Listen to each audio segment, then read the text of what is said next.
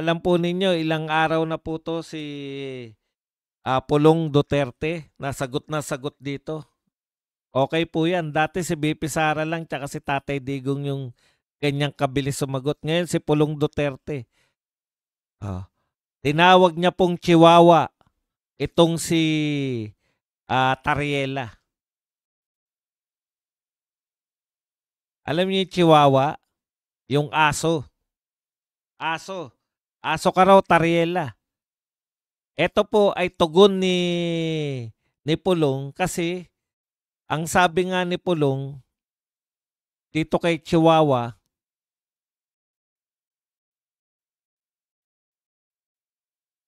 ito po ang sinabi ni I confronted Bronner. Kinumpronta ko po si Bronner. It was the Chihuahua who barked. Kinahulan po ako ng Chihuahua. Yan po ang pahayag ni Pulong Duterte dito kay J. Tariela.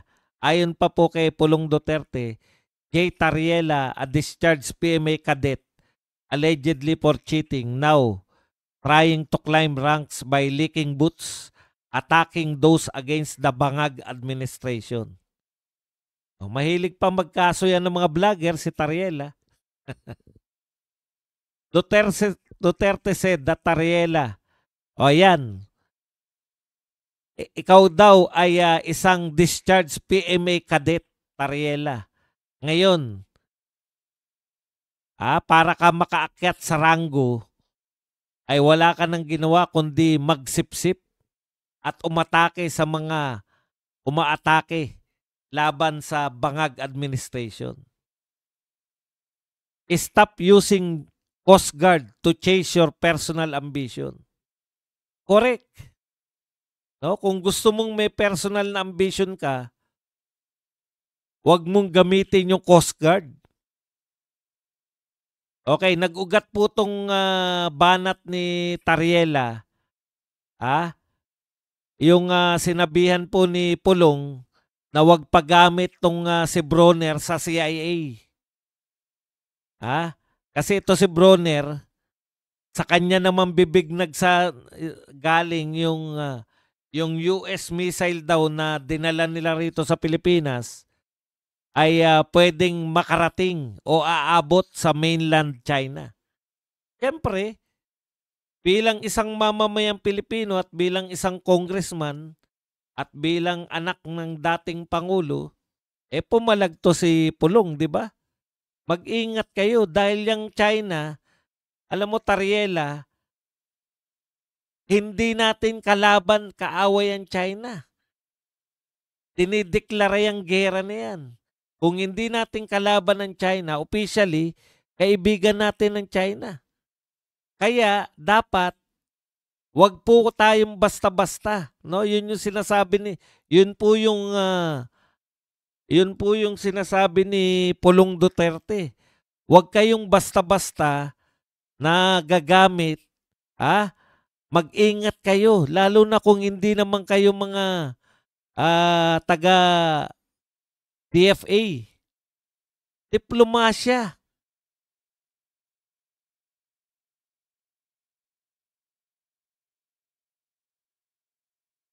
Diplomasya lang po. Wag po kayo masyadong ngayon sasabihin, mali ng pag-intindi, mali ng tapos sasabihin na naman na pinagtatanggol ni Pulong ang China. Bakit po ba kaano-ano po ba natin ng China in the first place? Pag may ginawa po China, kundinahin natin. Nung panahon po ni Tatay Digong, marami rin po tayong complaint sa China. Pero never po na parang ang turing na natin sa kanila ay mga kaaway. Hindi po natin tinuring na kaaway yung China at hindi dapat ituring na kaaway. Parang pinatatanggap nyo na sa Pilipino na kaaway natin ng China eh. China, USA, Russia, Vietnam, Korea, lahat po yan. North Korea lang ang hindi natin kabati. Lahat po yan kaibigan natin officially. India, Okay. At kaya kasi sinabihan ng Chihuahua, Tariela, dahil mukha kang aso. Joke lang. Kaya ka tinawag na Chihuahua dahil aso ka. Joke din. Kaya ka tinawag talagang Chihuahua. Alam mo, Tariela, kaya ka tinawag na Chihuahua. Tignan mo, tumingin ka raw sa salamin. Marirealize mo kung bakit ka tinawag na Chihuahua.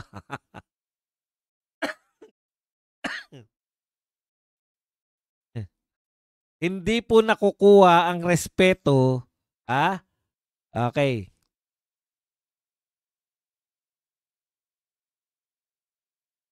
If you want respect, dagdag pa ni Congressman Pulong. If you want respect, earn it first, not by barking. Kung gusto mong irespeto ka, kinakailangan pong ma-earn mo to, hindi po sa pamamagitan ng pagkahol-kahol. Not by brown nosing. Ang lalim nun. Napatingin tuloy ako sa Google. Nag-Google tuloy ako kung ano meaning ng brown nosing. Ang kahulugan pala ng brown nosing ay to try too hard to please someone. Sa madaling salita, pagsisip-sip. O hindi ka makakakuha ng respeto sa sobra-sobra mong pagsisip-sip. Ariela, yan ang sinasabi sa iyo ni Pulong Duterte.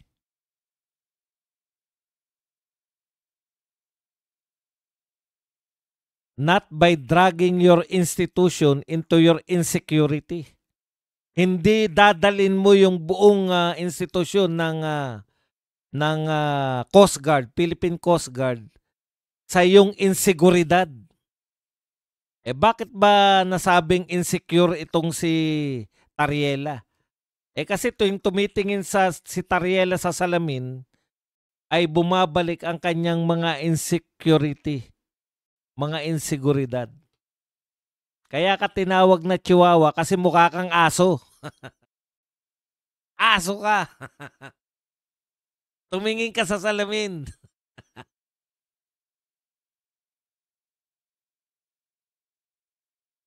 Joke lang. Pikon pa naman yan. Ang dami na kinasuhan na vlogger niyan eh. Tuloy natin yung sinasabi ni Pulong. Honor is earned and you've earned none. Wala kang honor. My statement was plain and simple. Even those not in the Coast Guard could understand. My statement was never about China or any nation, but one that is born out of concern to for Filipino lives. Kasi ang binibintang sa kanya ni Tariela, no? Masyadong paranoid si Duterte at siya po ay pro-China.